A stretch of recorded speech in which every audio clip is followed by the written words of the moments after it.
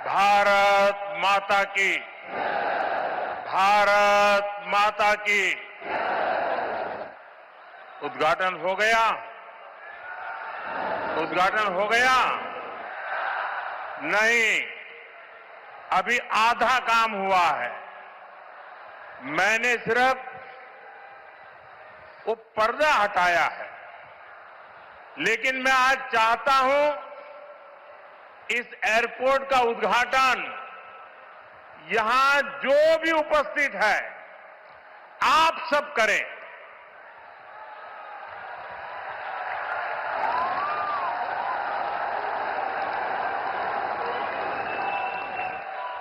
और इसलिए आप अपना मोबाइल फोन निकालिए, अपने मोबाइल फोन का फ्लैश लाइट कीजिए और आप इसका उद्घाटन कर रहे हैं। आप दिया जला करके यहां उपस्थित हर व्यक्ति आज इस एयरपोर्ट का उद्घाटन कर रहा है। ये आपकी अमानत है, ये आपका भविष्य है, ये आपका पुरुषार्थ है और इसलिए उसका उद्घाटन भी आपके हाथों से हो रहा है। आप अपने भारत माता की जय बोल करके हाथ ऊपर करके फ्लैश लाइट पूरी तरह से दिखाइए। भारत माता की, भारत माता की, भारत माता की। बहुत बहुत धन्यवाद। अब उद्घाटन हो गया।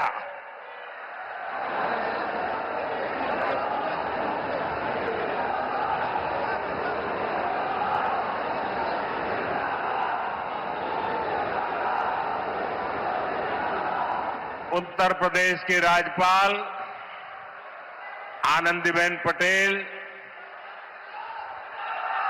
यहां के मुख्यमंत्री योगी आदित्यनाथ जी, उप मुख्यमंत्री केशव प्रसाद मौर्य,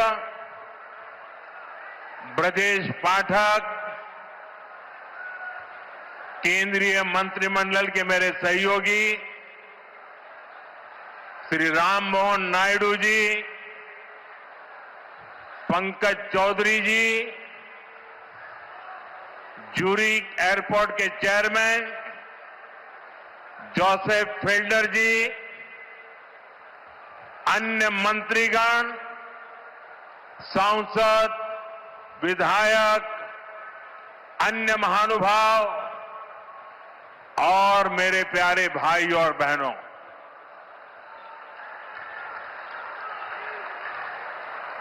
मैं देख रहा हूं आज जहां भी मेरी नजर पड़ रही है सारे युवा मुझे नजर आ रहे हैं।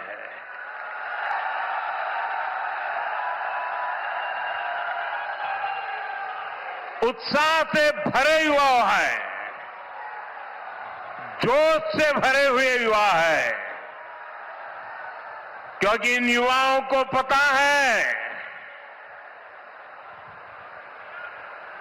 कि ये जो काम हो रहा है ना, ये नौजवानों का भविष्य को नई उड़ान देने वाला काम हो रहा है।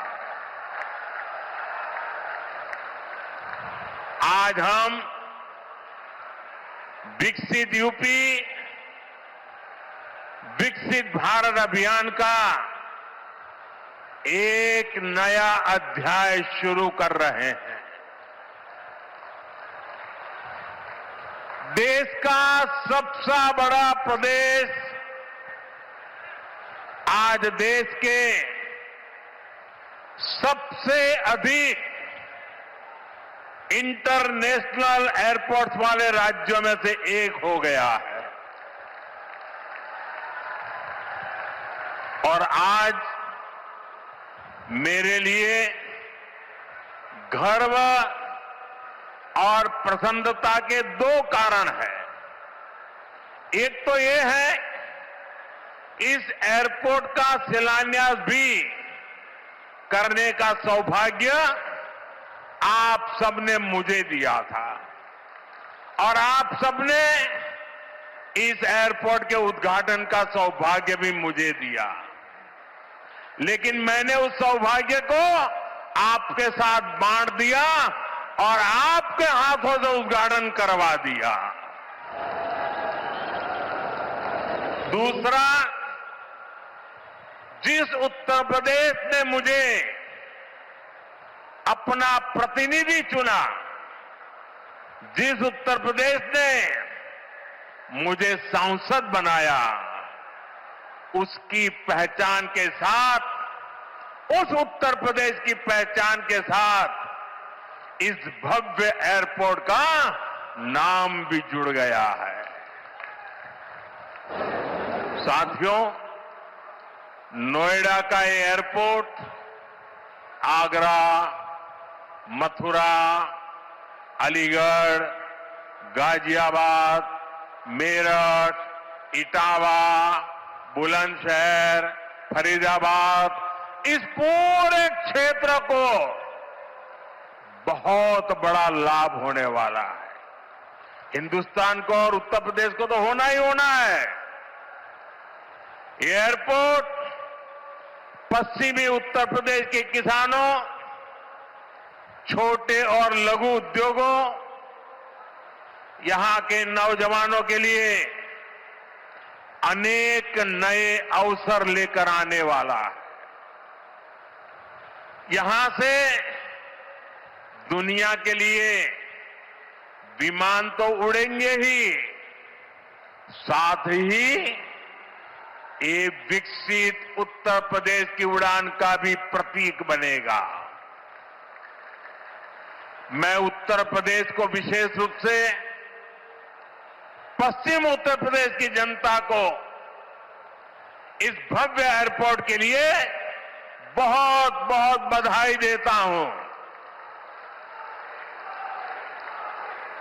साथियों, आज का ये कार्यक्रम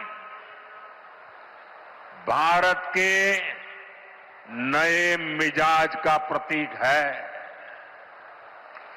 आप सभी देख रहे हैं कि आज पूरा विश्व कितना चिंतित है।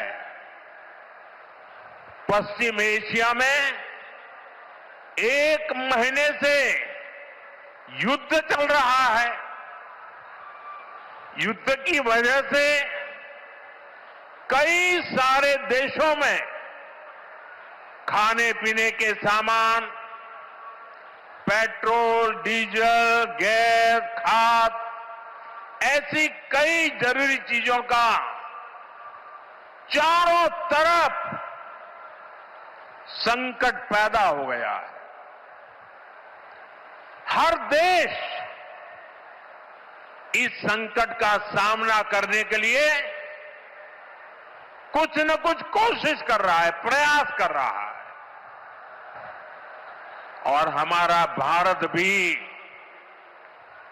इस संकट का पूरी शक्ति से मुकाबला कर रहा है, देशवासियों की ताकत के भरोसे कर रहा है।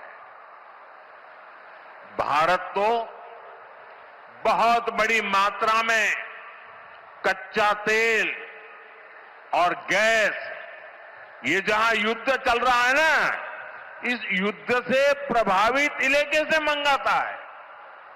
इसलिए सरकार हर वो कदम उठा रही है जिससे सामान्य परिवारों पर, हमारे किसान भाई बहनों पर इस संकट का बोझ न पड़े।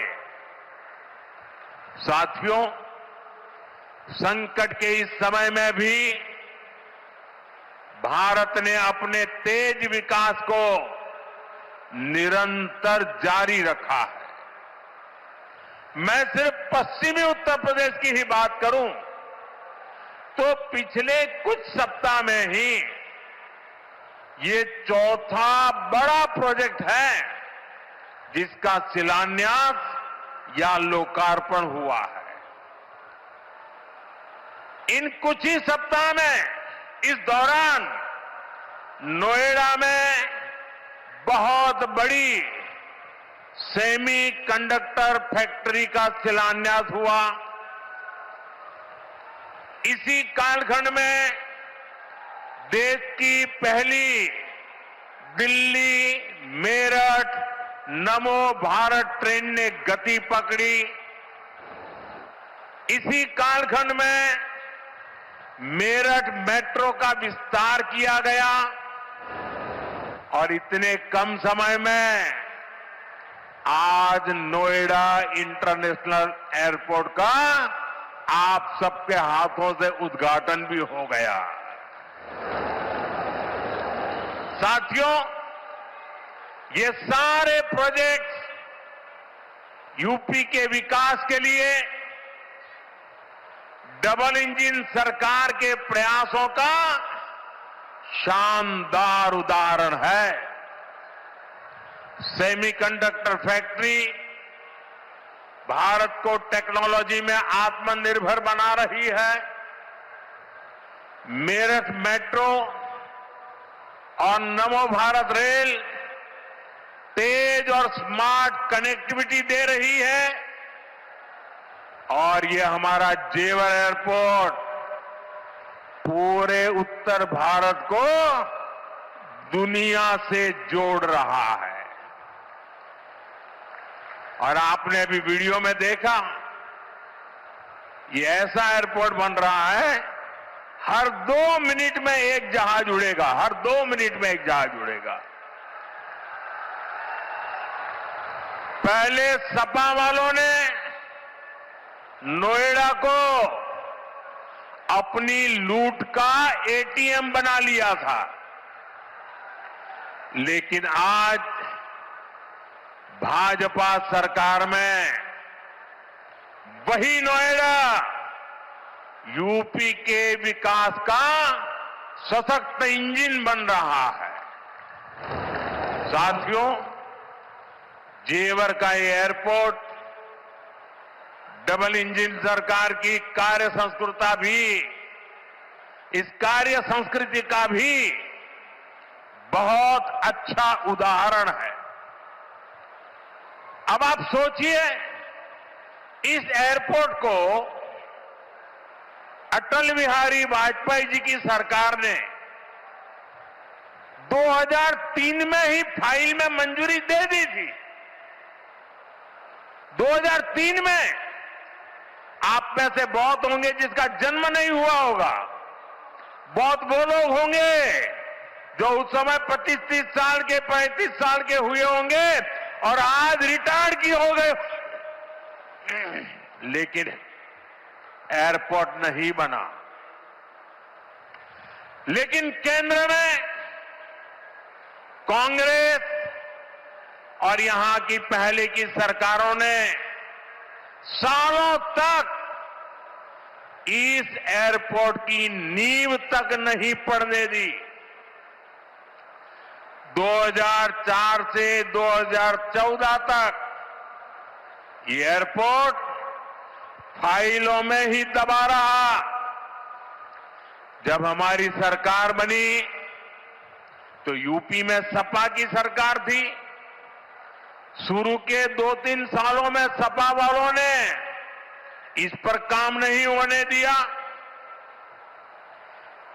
लेकिन जैसे ही यहां भाजपा एनडीए की सरकार बनी, दिल्ली में भाजपा एनडीए की सरकार बनी, तो जेवर एयरपोर्ट की नींव भी पड़ी, निर्माण भी हुआ और अब ये शुरू भी हो गया है। साथियों, एयरपोर्ट के अलावा ये क्षेत्र देश के 2 बड़े फ्रेट कॉरिडोर का भी हब बन रहा है। ये फ्रेट कॉरिडोर मालगाड़ियों के लिए बिछाई गई स्पेशल पटरियां हैं। इससे उत्तर भारत की बंगाल और गुजरात के समंदर से कनेक्टिविटी बेहतर हो गई है और दादरी वो स्थान है जहां ये दोनों कॉरिडोर आपस में मिलते हैं, यानी यहां किसान जो उगाते हैं, यहां उद्योग जो कुछ बनाते हैं, वो जमीन से, हवाई मार्ग से दुनिया के कोने कोने तक तेजी से जा पाएगा। ऐसी मल्टी मॉडल कनेक्टिविटी के कारण यूपी दुनिया भर के निवेशकों के लिए बहुत बड़ा आकर्षण बन रहा है। साथियों, जिस नोएडा को पहले अंधविश्वास के कारण अपने हाल पर छोड़ दिया गया था, कुर्सी जाने के डर से पहले के सत्ताधारी यहां आने से डरते थे। मुझे याद है यहां की सपा सरकार थी और मैंने नोएडा आने का कार्यक्रम बनाया तो मुख्यमंत्री इतने डरे हुए थे कि वो उस कार्यक्रम में नहीं आए और मुझे भी डराने की लोगों ने कोशिश की कि नोएडा मत जाओ मोदी जी, अभी अभी प्रधानमंत्री बने हो। मैंने कहा इस धरती का आशीर्वाद लेने जा रहा हूं जो मुझे लंबे अरसे तक सेवा करने का मौका देगा।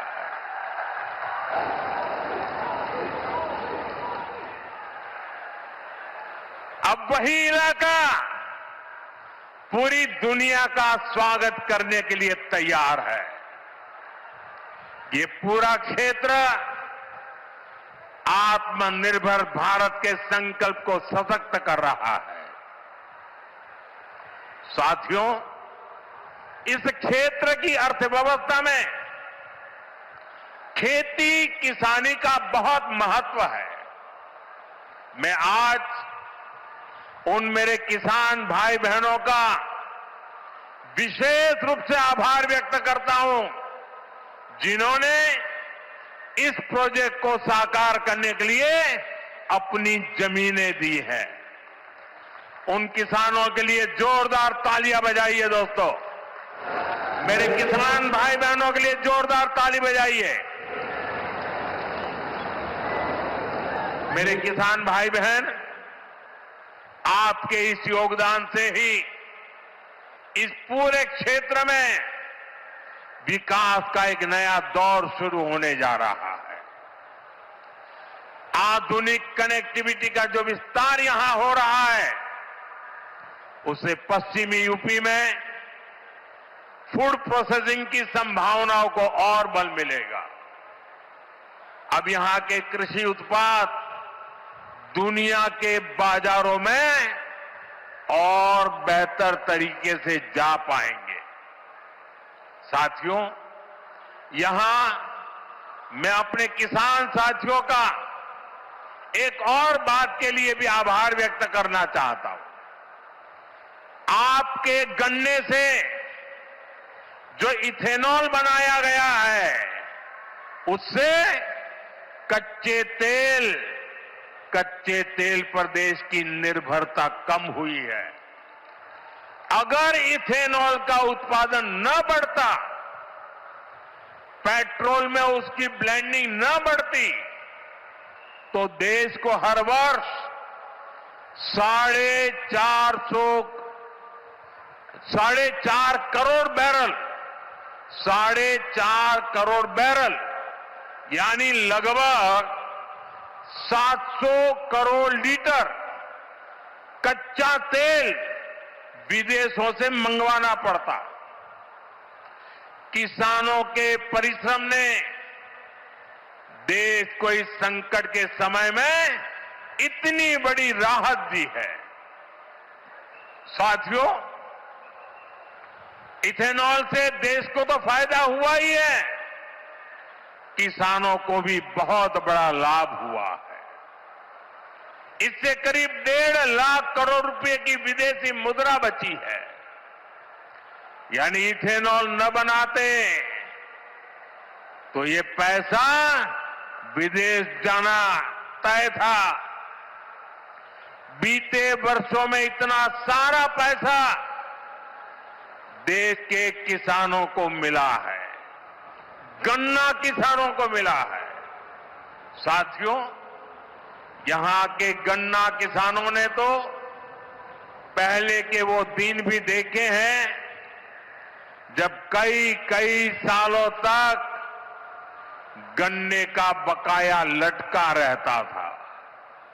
लेकिन आज भाजपा की डबल इंजन सरकार के प्रयासों से गन्ना किसानों की स्थिति बेहतर हुई है। साथियों, किसी भी देश में एयरपोर्ट सिर्फ एक सामान्य सुविधा नहीं होता। ये एयरपोर्ट प्रगति को भी उड़ान देते हैं। साल 2014 से पहले देश में सिर्फ 74 एयरपोर्ट थे। आज 160 से अधिक एयरपोर्ट देश में है। अब महानगरों के अलावा देश के छोटे छोटे शहरों में भी हवाई कनेक्टिविटी पहुंच रही है। पहले जो सरकारें रही हैं, वे मानती थी कि हवाई यात्रा सिर्फ अमीरों के लिए ही होनी चाहिए। लेकिन भाजपा सरकार ने सामान्य भारतीयों के लिए हवाई यात्रा को आसान बना दिया। हमारी सरकार ने उत्तर प्रदेश में हवाई अड्डों के नेटवर्क का तेजी से विस्तार करते हुए उनकी संख्या बढ़ाकर 17 कर दी है। साथियों, भाजपा सरकार का निरंतर प्रयास रहा है कि एयरपोर्ट भी बने और किराया भाड़ा भी सामान्य परिवारों की पहुंच में रहे। इसलिए हमने उड़ान योजना शुरू की थी। इस स्कीम के कारण बीते कुछ सालों में 1,60,00,000 से अधिक देशवासियों ने उड़ान योजना से टिकट लेकर सस्ती दरों पर हवाई यात्रा की है। और मैं आपको एक और जानकारी देना चाहता हूं। हाल में ही केंद्र सरकार ने उड़ान योजना को और विस्तार दिया है। इसके लिए लगभग 29,000 करोड़ रुपए की स्वीकृति दी गई है।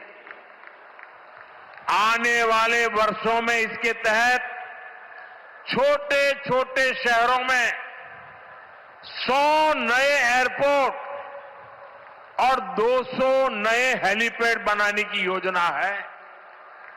यूपी को भी इससे बहुत अधिक लाभ होगा। साथियों, भारत का एविएशन सेक्टर बहुत तेजी से गति और विकास कर रहा है।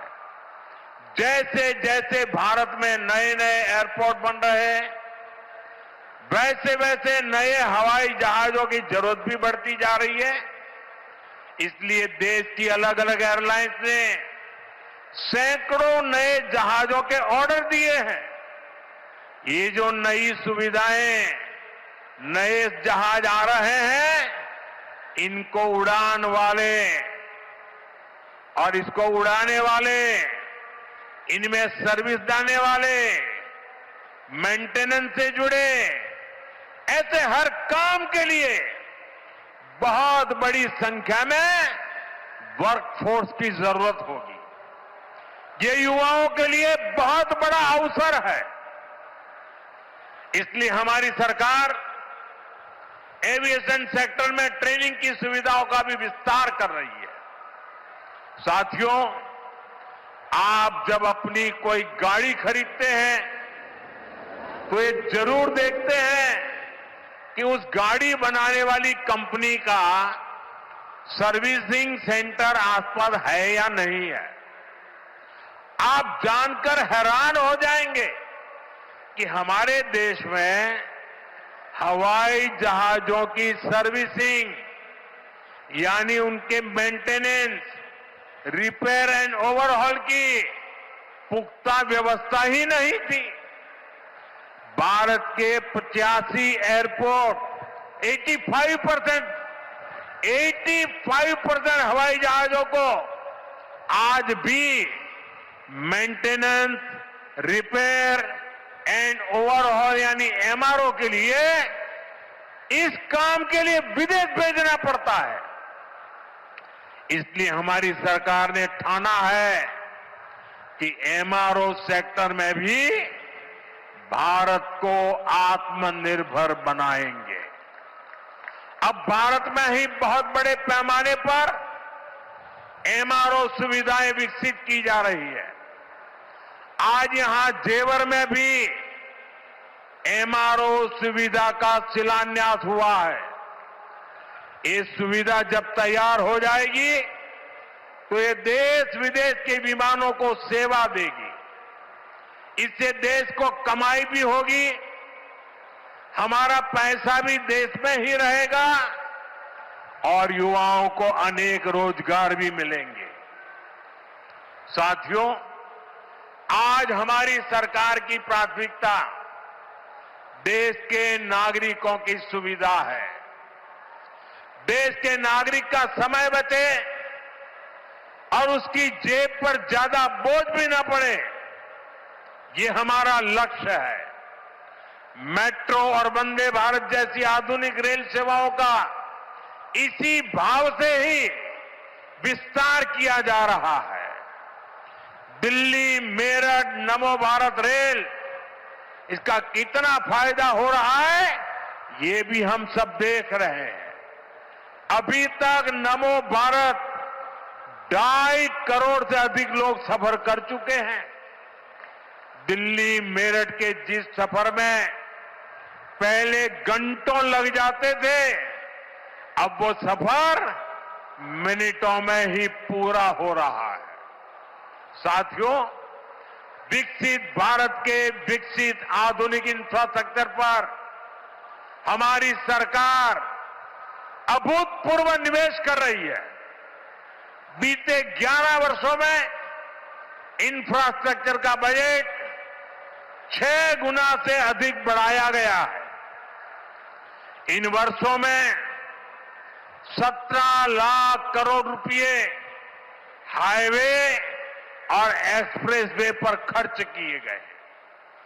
1 लाख किलोमीटर से अधिक के हाईवे का निर्माण किया गया है। 2014 तक रेलवे में सिर्फ 20,000 किलोमीटर रूट का बिजलीकरण हुआ था, जबकि 2014 के बाद से 40,000 किलोमीटर से ज्यादा रेलवे ट्रैक का बिजलीकरण किया गया है। आज ब्रॉडगेज नेटवर्क का लगभग 100% बिजलीकरण हो चुका है। आज कश्मीर घाटी हो या नॉर्थ ईस्ट की राजधानियां, ये पहली बार रेल नेटवर्क से जुड़ रही है। पोर्ट यानी बंदरगाहों की क्षमता बीते दशक में 2 गुने से अधिक हुई है। देश में नदी जलमार्गों की संख्या भी लगातार बढ़ रही है।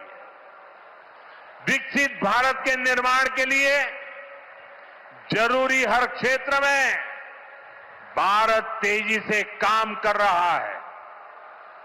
साथियों, विकसित भारत बनाने के लिए सबका प्रयास बहुत जरूरी है। ये आवश्यक है कि 140 करोड़ देशवासी कड़े से कड़ा परिश्रम करें और वैश्विक संकटों का एकजुट होकर सामना करें। अभी जो युद्ध चल रहा है, इससे पैदा हुए संकट का सामना कैसे करना है, इसके बारे में मैंने संसद में भी विस्तार से बताया है। मेरी कल देश के सभी मुख्यमंत्रियों से भी लंबी चर्चा हुई है और बड़ी सकारात्मक चर्चा हुई है। मैं आज आप सभी जनता जनार्दन से फिर कहूंगा, मैं देशवासियों से फिर से कहूंगा, हमें शांत मन से, धैर्य के साथ, एकजुटता के साथ, मिलजुल करके इस संकट का सामना करना है। ये पूरे विश्व में परेशानी पैदा करने वाला संकट है। हमें अपने देश की सबसे ज्यादा चिंता करना है और यही हम भारतीयों की सबसे बड़ी ताकत है। मैं यूपी के, देश के सभी राजनीतिक दलों से भी आग्रहपूर्वक कहना चाहता हूं, विनती पूर्वक कहना चाहता हूं, इस प्रकार के संकट में ऐसी बातें करने से बचें जो देश के लिए नुकसानदायक है, जो भारतीयों के हक में है, जो भारत के हित में है, वही भारत सरकार की नीति और रणनीति है। राजनीति के लिए गलत बयानबाजी करने वाले राजनीतिक बहस में तो कुछ नंबर पा लेंगे, लेकिन देश को नुकसान पहुंचाने वाली हरकतों को देश की जनता कभी माफ नहीं करती। कोरोना के महासंकट के दौरान भी कुछ लोगों ने अफवाहें फैलाई, वैक्सीन को लेकर झूठ बोले ताकि सरकार का काम मुश्किल हो, देश को नुकसान हो। परिणाम क्या हुआ? जनता ने चुनावों के दौरान ऐसी राजनीति को नकार दिया, ठुकरा दिया। मुझे पूरा भरोसा है कि देश के सभी राजनीतिक दल भी इससे सबक सीखेंगे और देश के एकजुट प्रयासों को वो बल देंगे, ताकत देंगे। इसी आग्रह के साथ एक बार फिर से उत्तर प्रदेश को इस शानदार एयरपोर्ट के लिए बहुत बहुत शुभकामनाएं। मेरे साथ बोलिए, भारत माता की वंदे वंदे वंदे वंदे वंदे वंदे वंदे वंदे वंदे।